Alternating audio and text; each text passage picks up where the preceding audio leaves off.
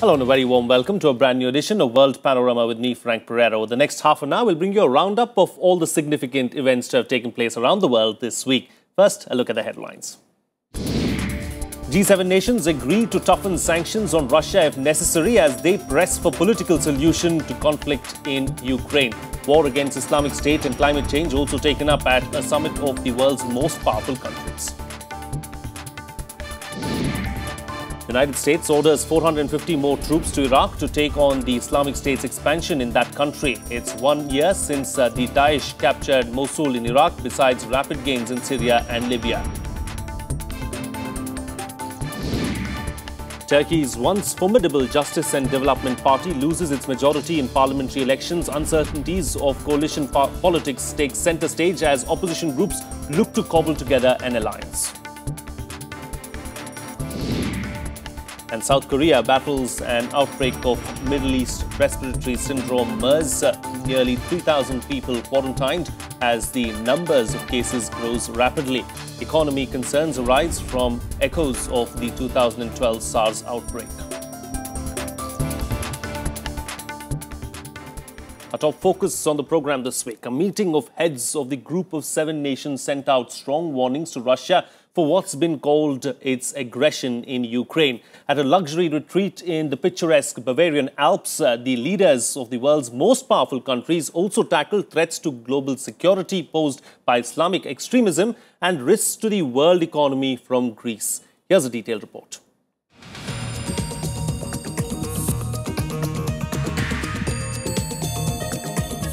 A meeting of supposedly the most powerful people on the planet. Conspicuously missing for the third time in a row at the G7, Russia, for its alleged support to rebels in Ukraine despite repeated warnings. This is a community of values, and that is why Russia is not among us here today and will not be invited as long as it behaves aggressively against Ukraine and other countries. The G7 decided that duration of sanctions be clearly linked to Russia's complete implementation of the Minsk agreement and respect for Ukraine's sovereignty. They said sanctions could be rolled back if Russia lived up to its commitments. The recent spurt in shelling in East Ukraine has brought the focus back to the issue, to the extent that Prime Minister Petro Poroshenko raised fears of an impending Russian invasion. Russia rejects the charge of it having violated the agreement. Another big focus area, global terror. The march of the Islamic State in Iraq and Syria have raised strong concern. The fall of Ramadi and Pereira have called for a new look at the menace. In an unusual move, G7 leaders invited heads of countries threatened by jihadi groups, including Iraq and Nigeria, that are battling deadly insurgencies. Ultimately, this is going to be an issue for Mr. Putin. He's got to make a decision. Does he continue to wreck his country's economy and continue Russia's isolation in pursuit of a wrong-headed desire to recreate the glories of the Soviet Empire? Ahead of a crunch year-end UN climate summit in Paris, the leaders stressed the need for deep cuts in greenhouse gas emissions. Here at this summit, we've discussed our joint efforts to defeat Islamist extremism and the terrorists that threaten communities across the G7 and across the world. In Iraq, we have a three-pronged strategy to deal with this threat. First, help to train Iraqi security forces so they can defeat ISIL on the ground. We've already been training Kurdish forces, and we will deploy an additional 125 military personnel to expand this training across Iraq. Second, clear political support for Prime Minister Abadi, with whom I met this afternoon, and his efforts to lead an inclusive government that brings the country together against the common enemy that is ISIL. Finally, we discussed what more we can do to stop the spread of this poisonous ideology by tackling its root causes at home and abroad. The Greek debt and need for urgent monetary reforms there has long been an issue dominating headlines in Europe. German Chancellor Angela Merkel has warned that time is running out for a deal to keep Greece in the Eurozone. Like past meetings, once again protests by public groups featured this time too, kept at a distance by a strong police presence. Organizations have regularly called the grouping overly capitalist, expensive and ineffective on ground results. But as the world's most powerful group, there's no missing out on power concentrations. Bureau Report, Rajya Sabha TV. Joining me for a chat this week to talk about the G7 summit is Pramit Chaudhari, Foreign Affairs Editor of the Hindustan Times. Welcome and thank you for joining us, Pramit. Pramit, as far as G7 is concerned, a strong message was sent out by 7 of the most powerful nations in the world to Russia, I beg your pardon. And also, this was the 3rd time in a row where Vladimir Putin was barred or banned from participating in the summit. Was it the right thing to do? Well, I think it's pretty clear that the differences on the Ukraine issue are too dramatic for them to consider Russia being brought back into the G7 and the G8 being created, recreated. To be fair, Russia economically was always so different from the other G7. It was not a genuine market-based capitalist democracy in the way they were. It's often called a mutant capitalist structure. So it was always a little out of play. It was kept there. It was brought in largely because of the end of the Cold War as a reward to Yeltsin. So their expulsion, I don't think, matters all that much as far as the G7 is concerned. I think the real issue will be that does the G7 really matter as far as what's happening in the Ukraine? The sanctions that have already been imposed are already present. The difficulty that they're having is that a lot of other countries, non-G7 countries, are refusing to join the sanctions. Foremost at the list would be China, for example. But even within Europe, a lot of the mid-level European countries are reluctant to join. Hungary, even a lot of East European nations have said we're not going to be really part of this. The damage to Russian economy has largely been because of the fall in oil and gas prices. Yes. The sanctions, the Russian finance minister himself has publicly said, is only about $40 billion in damage, which is frankly pittance for an economy of $2 trillion. But the impact of oil gas prices falling has been somewhere in the region of $150 to $250 billion. So the G7, while it may make a statement or a symbolic statement regarding the Ukraine, is actually being a relatively minor player in what's happening in terms of the damage being to Russia. America's shale oil gas production, which is quite independent of the G7, is far more potent a weapon, if you wish, against Russia. But ultimately, the G7 symbolic statements are having no impact whatsoever on the ground situation in the Ukraine. The fighting continues. The Ukrainian government itself is now ethnically cleansing Russian-speaking Ukrainians out of itself. Russians, I don't think there's any evidence that Russia will even consider giving up the areas of Ukraine that they have taken over. Indeed. Let's talk about some of the other things, other key issues that were discussed at G7. One of them, of course, was the Greek economy. Yes. Now, as far as the Greek economy is concerned, do you see any kind of a revival plan, or do you just continue seeing countries like the G7 countries, giving Greece some more time? Well, I think that, as you know, the negotiations are ultimately between, roughly speaking, Germany, France, and a few other organizations like the IMF with Greece. The rest of the G7 really are just giving vocal support to the North European position. And the negotiations are continuing. The G7 is clear that the Europeans must take the lead on what they decide. America is not going to bail out Greece. Even Britain will not bail out Greece. They're not part of the Eurozone, and they say this is not our problem. The IMF seems to have almost given up on Greece. So it's really now just to adjourn. So getting the G7 role is quite minuscule. It's just giving rhetorical support to the position that Germany is effectively leading within the European Union. And Germany has indicated that it is prepared to see Greece leave the Eurozone. Whether that's a negotiating ploy or otherwise, I don't know. But Greece's economy, Greece has so far shown no capacity to negotiate, or it's been negotiating very hard, but its negotiation stance is now so weak because Greece is effectively isolated. Yes. And nobody is really prepared to bail them out. But keep in mind, one of the bizarre things about the G7 is that one of the countries that is deeply embedded in the Eurozone crisis itself is a G7 member, and that's Italy. So you have a situation where G7, supposedly representing the largest democratic economies, one of its own members is itself in crisis. Indeed. And in fact, the local elections in Italy have shown that the present government is now once more starting to possibly go for collapse. So, very quickly though, heads of state of Iran as well as Iraq, I beg your pardon, as well as Nigeria were a part of the G7. In fact, they were called and they were spoken to as well. So it sends out a message very clearly that these nations are interested in what's happening there and are interested in bringing down Islamic terrorism, isn't it? Because what's happening in the Middle East, especially in Levant, in other words, on the Mediterranean, and what's happening in West Africa is triggering both the migrant population problem, the boat people that are going across the Mediterranean. It's a terrorist threat directly to Europe because they are the closest area.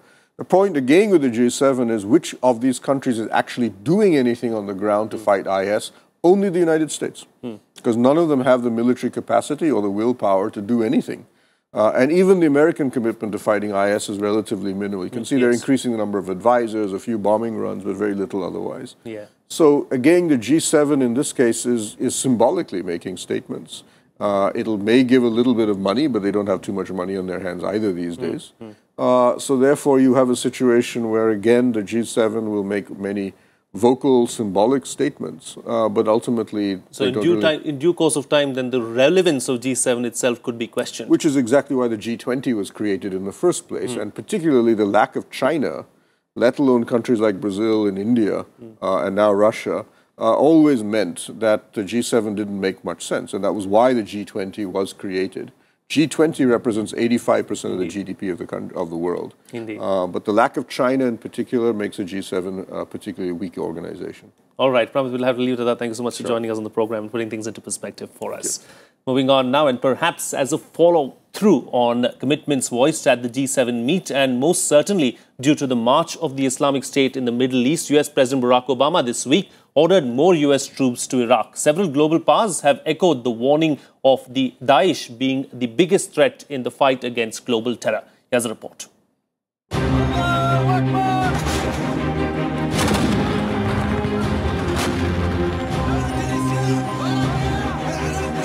The Islamic State's way of celebrating 1 year since they took Mosul city in Iraq. Their grip here remains the group's biggest strategic and symbolic victory.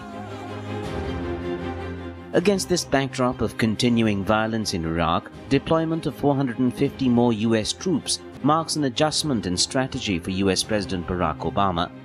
The men, adding to the 3,100-strong US contingent already there, will offer tactical advice to Iraqi troops.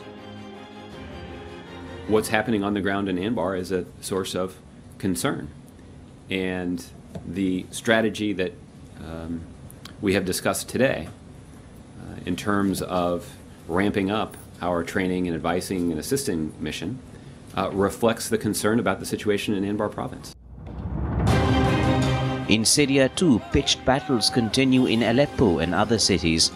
Sirte in Libya came under IS control, with the UN stepping up pressure for a concerted fight. Western strategy against the IS has come under fire again in recent weeks, despite coalition airstrikes designed to halt the IS advance and reverse their gains. Representatives of 25 nations met this week on the menace. Daesh is coming, if it can, for every person and for every government, with a simple message: submit or die.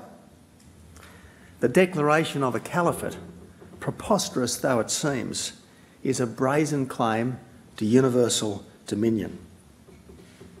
Now, you can't negotiate with an entity like this. You can only fight it. It's not all been a lost race though. Iraqi forces have detained dozens of IS militants, seizing large quantities of ammunition. They've also regained parts of the oil refinery town of Baiji. But there's no denying that bigger, more important victories are some way away yet. Bureau Report, Rajya Sabha Television. Well, we'll take a short break here, but still to come. China's once powerful ex-security chief Zhao Yongkang jailed for life for corruption. That and much more on the other side. Stay tuned, we'll be right back.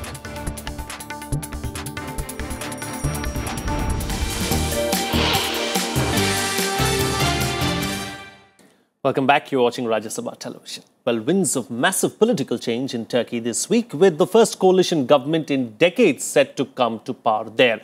Election results stripped the ruling Justice and Development Party of its parliamentary majority, with opposition groupings saying that they will not team up with it to form a government. The hustle and uncertainty of coalition politics steps in.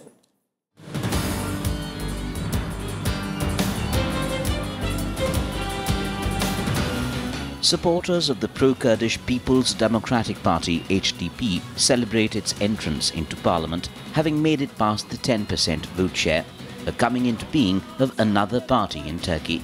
The HBD presented itself as genuinely Turkish, reaching out to non-Kurds, secular Turks, women and gays.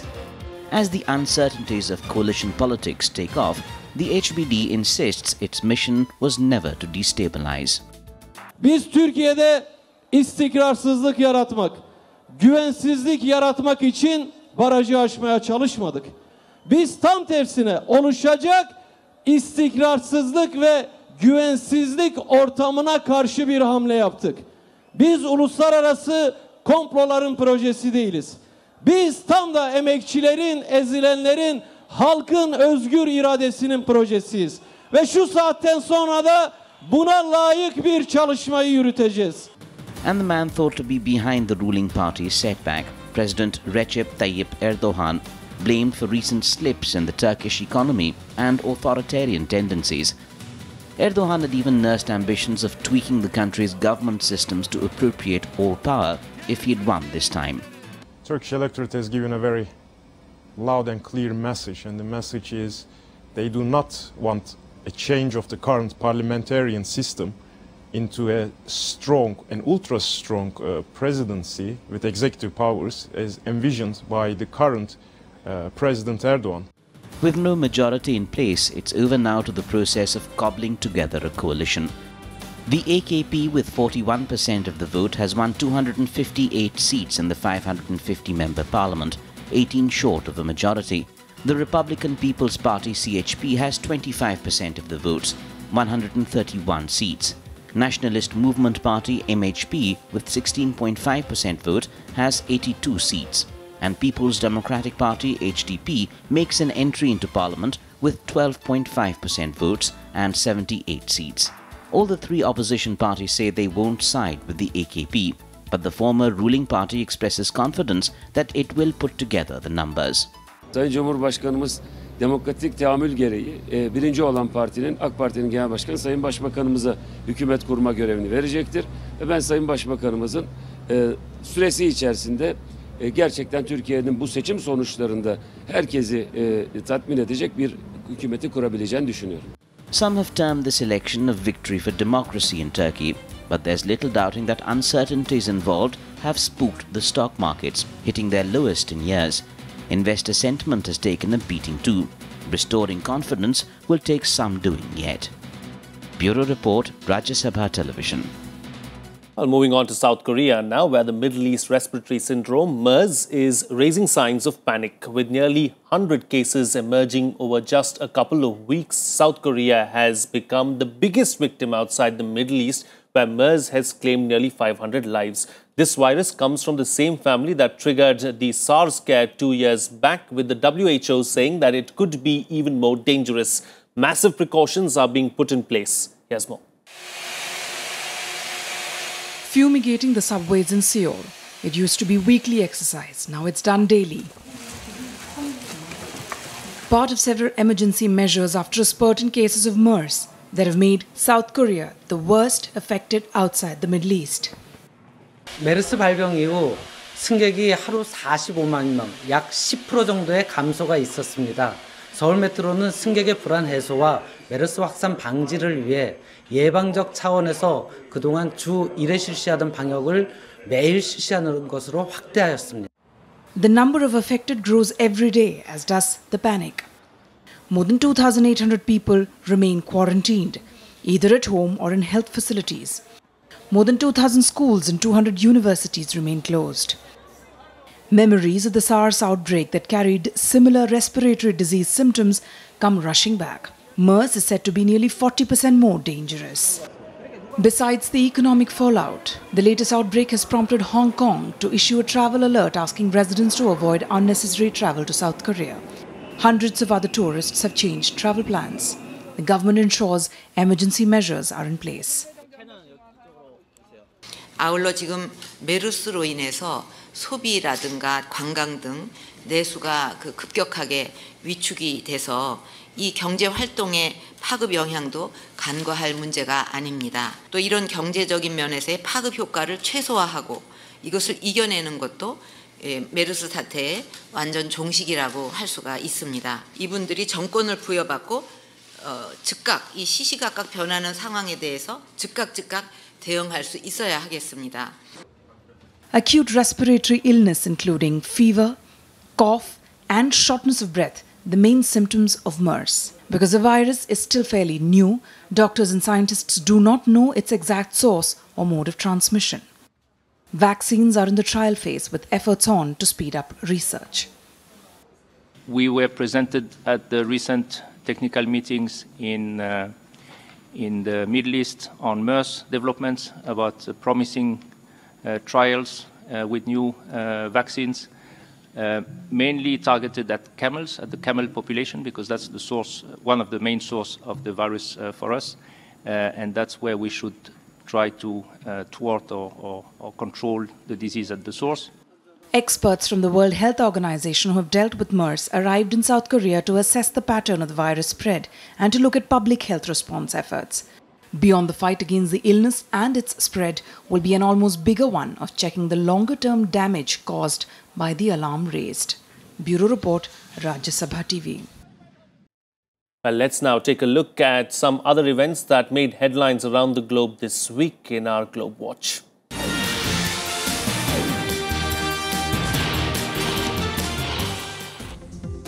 China's ex-security chief Zhou Zhongkang has been jailed for life, the most senior politician to face corruption charges under the communist rule. He was found guilty of bribery, abuse of power and internationally disclosing national secrets. Zhou was known to be one of China's most powerful men till his retirement in 2012.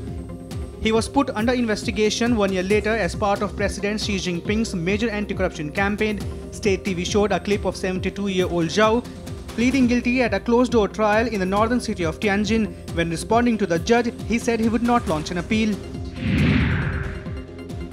Nobel laureate Aung San Suu Kyi was on a 5-day visit to China this week, a visit seen as looking to build bridges ahead of elections in Myanmar later this year. She met Chinese President Xi Jinping and Premier Li Keqiang and other senior leaders. Suu Kyi's visit comes at a turbulent time in the relationship between China and Myanmar. The visit has been read by some as a snub to the military government in Myanmar. Reports say China is keen to build its relationship with Suu Kyi's National League for Democracy (NLD) party as it expected to poll well in general elections in November. Nearly 30 people are feared killed in a landslide which buried 6 villages in Taplejang district of northeastern Nepal on Thursday morning. Dozens of houses in the 6 villages were either buried or swept away. With monsoon rains in Nepal just days away, there is a fear that many more hilly areas could face disasters caused by landslide and avalanches. Hundreds of landslides have occurred in Nepal since earthquakes on 25th of April and 12th of May killed over 8,700 people. The landslides have blocked roads and damaged houses in several districts. An Egyptian court sentenced 11 men to death on Tuesday for their involvement in the worst soccer violence in Egypt's history. 40 other people received prison sentences in the case. Fans of the hometown Al Masri club stormed the field after securing a win over Cairo's Al Ahly club. Horrified witnesses described how police officers stood by and watched as rival fans attacked one another with rocks, knives and swords. Authorities blamed the deaths on ticketless fans who tried to push their way into the game. Well, shifting focus now, it's time to bring you up to speed with all the sports news that you might have missed this week. Here's our sports action.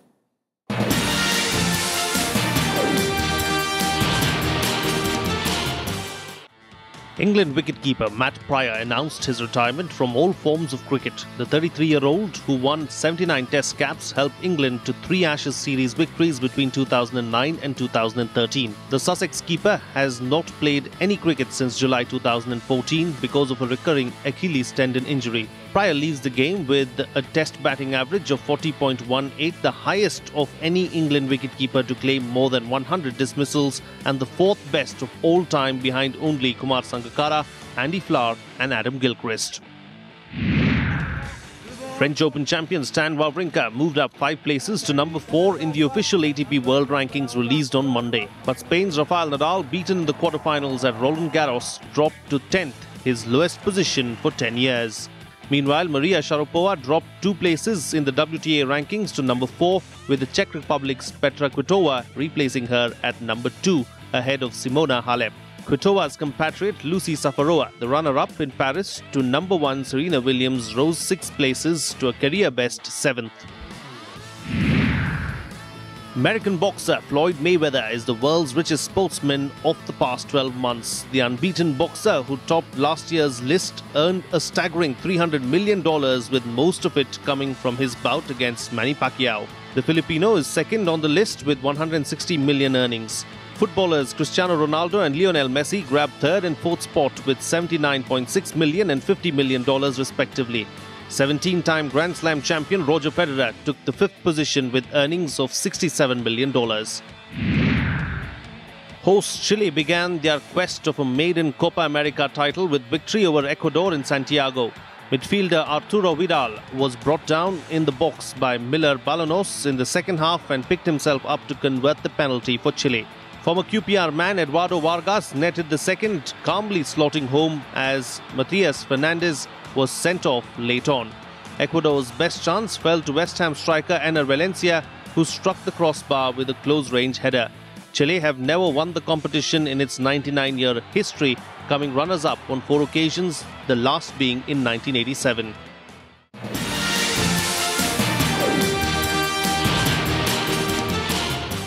Finally, a sports competition that's probably the most frolicky of them all. 17 British teams and 1 from Japan took part in the final of the World Custard Pie Throwing Championship this week, held in Kent, England. Japan came out tops. I'm going to leave you with visuals of the competition. See you again next week. Ladies and gentlemen, let's get ready to rumble!